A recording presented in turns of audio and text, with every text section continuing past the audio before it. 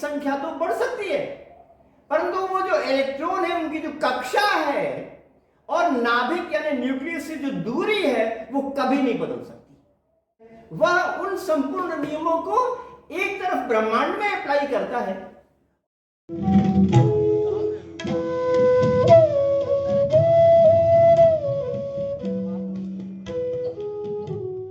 प्रिय महानुभाव, आज मैं आपके समक्ष संस्कृत मुहावरे एवं लोकोक्तियां इसके 12वें अंक को लेकर आपके समक्ष उपस्थित हूं।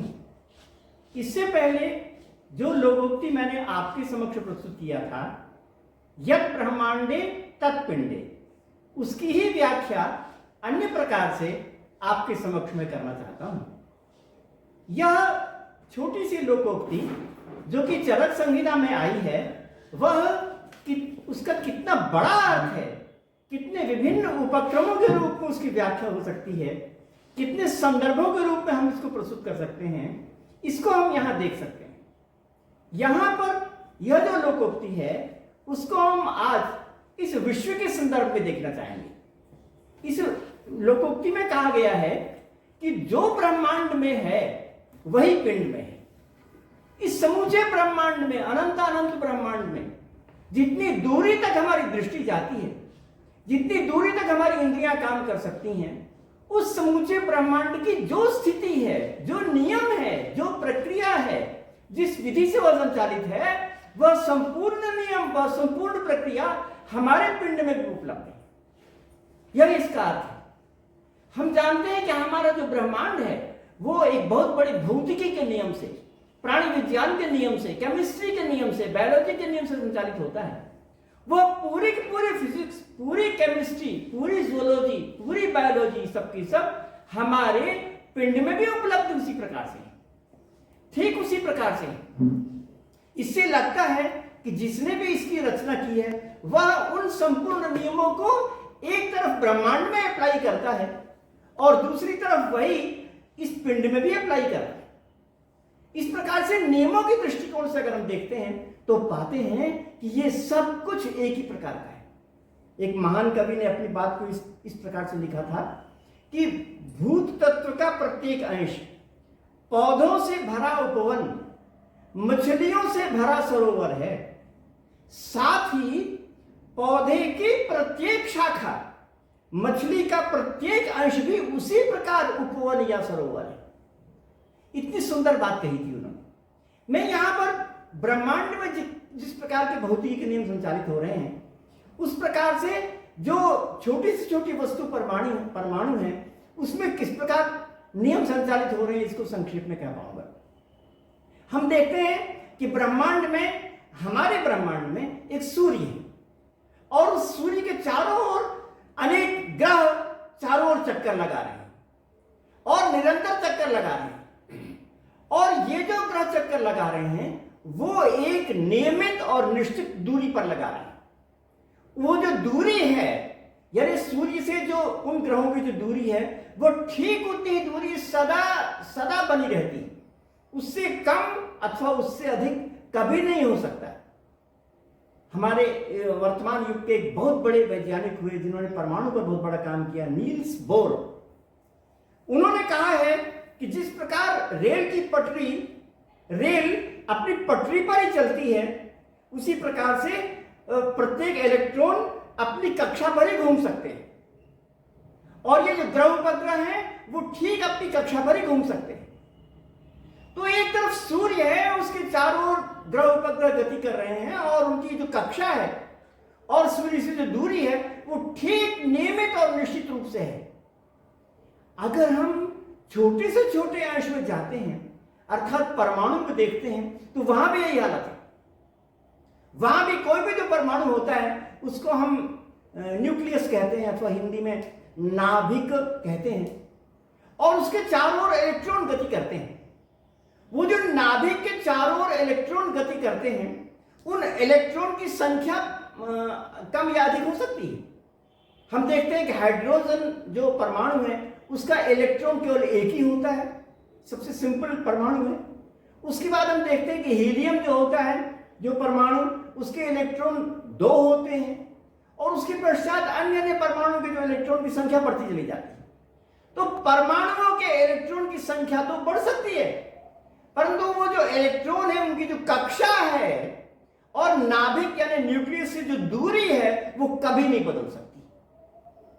वो जो परमाणु में जितने भी इलेक्ट्रॉन चल रहे हैं वो जिस कक्षा में घूम रहे हैं, जिस आकार में घूम रहे हैं और जितनी दूरी पर घूम रहे हैं वह कभी भी नहीं बदला जा सकता, वह वैसे का वैसे ही रहता है। तो एक तरफ हम एक महान से महान सूर्य और ग्रह की कल्पना करते हैं और दूसरी तरफ हम परमाणु को देखते हैं। हम ये पाते हैं कि परमाणु में और ब्रह्मांड में ठीक एक ही प्रकार की स्थिति मौजूद है। हम अन्य प्रकार से भी तुलना कर सकते हैं। अन्य प्रकार से जैसे हम ये पाते हैं कि जो सूर्य है उसके चारों ओर, पुनः हम अपनी बातें कहते हैं कि ग्रह घूमते हैं। अब सूर्य के जो चारों ओर ग्रह घूमते हैं वो विभिन्न आकाश गंगाओं में कम या अधिक हो सकते हैं। विभिन्न आकाश गंगाओं में, हमारे आकाश गंगा में जो सूर्य है उसमें मंगल, बुध इत्यादि ग्रह घूमते हैं और उनकी संख्या निश्चित है। हो सकता है कि अन्य आकाश गंगा में सूर्य हो, उसके जो ग्रह उनकी संख्या कम या अधिक हो, परंतु उनकी कक्षा ठीक वही रहेगी, उनकी दूरी ठीक वही रहेगी। इसी प्रकार से हमारी जो अन्य स्थिति है वो ये कि सूर्य के चारों ओर जो ग्रह उपग्रह घूमते हैं वो दीर्घ वृत्ताकार कक्ष में घूमते हैं, यानी एलिप्टिकल घूमते हैं, दीर्घ वृत्ताकार कक्षा में, वृत्ताकार में नहीं, दीर्घ वृत्ताकार कक्षा में घूमते हैं। इसको हम आजकल के वैज्ञानिक परिभाषा में कह देते हैं कि अंडाकार घूमते हैं। ऐसा हम वैज्ञानिक भाषा में कहते हैं, कह सकते हैं, अंडाकार घूमते हैं। तो अगर हम सूर्य और उसके चारों घूमने वाले ग्रह इन दोनों को एक साथ रखें तो हम ये पाते हैं कि जो संपूर्ण स्थिति है वो अंडाकार बनती है। सूर्य अपने आप में वर्तुल है, ग्रह उपग्रह अपने आप में वर्तुल है, परंतु उनकी जो कक्षा है वो अंडाकार है। तो अगर हम उन ग्रहों उपग्रहों की कक्षा को लेकर के पूरा देखते हैं तो हम ये पाते हैं कि पूरी जो स्थिति है, यानी मंगल, सूर्य के चारों ओर घूमने वाले मंगल की जो कक्षा को लेकर स्थिति है संपूर्ण, वह तो अंडाकार हुई। तो हमारे जो प्राचीन ऋषि मुनि, उन्होंने भी कहा कि ये जो है विश्व वो ब्रह्मांड है, उन्होंने अंड का नाम दिया, यानी ब्रह्म का वो अंड है, ऐसा नाम दिया उन्होंने। और ठीक वही हम देखते हैं कि दीर्घ वृत्ताकार कक्षा में घूमने से वह अंड है, अंडाकार है। और उसके पश्चात हम परमाणु में जाते हैं और परमाणु में भी हम देखते हैं कि जो इलेक्ट्रॉन घूमते हैं वो भी दीर्घ वृत्ताकार कक्षा में ही घूमते हैं, वो कभी भी वर्तुलाकार में नहीं घूमते, नहीं घूम सकते। अब क्यों वर्तुलाकार में नहीं घूम सकते, इसके लिए वैज्ञानिक बहुत बड़ी परिभाषा है, उनका नियम है, वो अलग बात है। परंतु जो फैक्ट है, जो स्थिति है, वो मैं आपको बता रहा हूं कि जो परमाणु के चारों ओर घूमने वाले इलेक्ट्रॉन हैं वो दीर्घ वृत्ताकार कक्षा में ही घूमते हैं। तो यह भी समानता हो गई। यदि ब्रह्मांडे, संपूर्ण ब्रह्मांड में सूर्य के चारों ओर घूमने वाले ग्रह उपग्रह जिस प्रकार दीर्घ वृत्ताकार कक्षा में घूमते हैं, तब पिंडे, वह परमाणु में भी ठीक उसी प्रकार से दीर्घ वृत्ताकार कक्षा में घूमते हैं। तो यहां पर नील्स बोर ने फिर अपनी बात कही।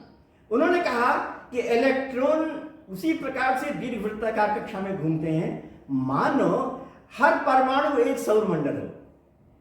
कितना सुंदर कहा है कि ऐसा लगता है कि हर एक परमाणु एक सौर मंडल है, क्योंकि सौर मंडल की जैसी वो स्थिति है एक विशाल आकाश में, परमाणु की जैसी वो स्थिति एक छोटे से आकाश में, परंतु काम उसी प्रकार का है। तो ऐसा लगा मानो इस दुनिया का प्रत्येक परमाणु एक सौर मंडल हो, क्योंकि काम उसी तरह से हो रहा है, स्थितियां उसी प्रकार से है, फिजिक्स के नियम उसी प्रकार संचालित हैं। इसलिए नील्स बोर ने यह कहा कि मानो प्रत्येक परमाणु एक सौर मंडल।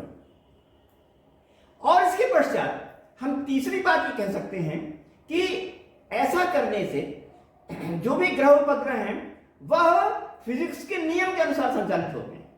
न्यूटन ने जो गति के नियम बताए हैं उसमें यह बताया कि कोई भी पिंड निरंतर गति कर सकता है अगर उसका कोई अवरोध उपस्थित न हो, अगर कोई रोकने वाला न हो, अवरोध उपस्थित न हो।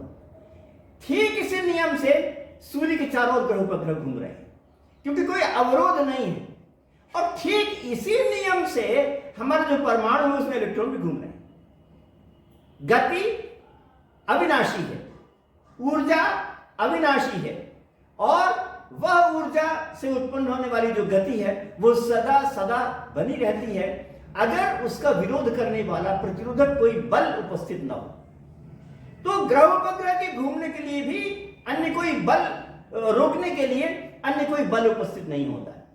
हम यहां पर जब गति करते हैं तो हमारे सामने हवा और धूल इत्यादि बहुत से बल उपस्थित होते हैं जिससे हमारी गति रुक जाती है। परंतु ग्रह उपग्रह को रोकने के लिए अनंतानंद आकाश में ऐसे कोई भी प्रतिरोधक वस्तु नहीं है जो कि उस ग्रह उपग्रह की गति को रोके।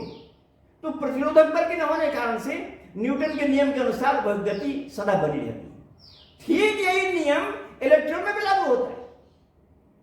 ये पूछ सकते हैं कि इलेक्ट्रॉन किस प्रकार से गति करते हैं। उस नियम के अनुसार, फिजिक्स के नियम के अनुसार गति करते हैं, जिसमें कि कहा गया है कि गति सदा बनी रहती है, गति स्वाभाविक होती है, गति उस वस्तु का अनिवार्य अविभाज्य आत्मा होती है, तत्व होता है, अगर प्रतिरोधक उपस्थित न हो। तो इस प्रकार से यहां पर प्रतिरोधक न होने के कारण से इलेक्ट्रॉन भी सदा सदा चलते रहते हैं। हम पहले कभी प्रश्न उठता था कि ग्रह उपग्रह किसकी गति से संचालित हो रहे हैं। अब यहां किसकी गति का प्रश्न ही नहीं है। ऊर्जा तो ऊर्जा है ना, ऊर्जा का विनाश होता ही नहीं है। अगर ऊर्जा है और ऊर्जा के अनुसार उसके प्रभाव से उत्पन्न होने वाली गति है तो वो तो सदा बनी ही रहेगी। हम ये सोच ही नहीं सकते कि ऊर्जा और उसका प्रभाव कभी खंडित होगा। ऊर्जा और उसका प्रभाव खंडित हो सकता है तब जबकि प्रतिरोधक हो। प्रतिरोधक न होने पर ऊर्जा सदा बनी रहती है और उसका प्रभाव सदा बनी रहता है। इस नियम के अनुसार ग्रह उपग्रह संचालित होते हैं और ठीक ये नियम इलेक्ट्रॉन्स में लागू होता है। इसी नियम के अनुसार जो इलेक्ट्रॉन है वो परमाणु के जो नाभिक हैं उसके चारों ओर निरंतर घूमते रहते हैं। तो मैंने आज आपके समक्ष यद ब्रह्मांड तत्पिंडे, जो कि चरक संहिता का वाक्य है, उसमें यह बताना चाहा कि ब्रह्मांड में होने वाली जो वस्तुएं उसकी पिंड के साथ तुलना किस प्रकार से हो सकती है। तो हमने ये पाया कि फिजिक्स के जो नियम है वो बड़े से बड़े में और छोटे से छोटे में ठीक उसी प्रकार संचालित होते हैं। इसलिए चरक संहिता का ये कहना बहुत सही है कि जो ब्रह्मांड में है वही पिंड में है। आपने मेरी बात को बहुत ध्यानपूर्वक सुना, इसलिए आपको बहुत बहुत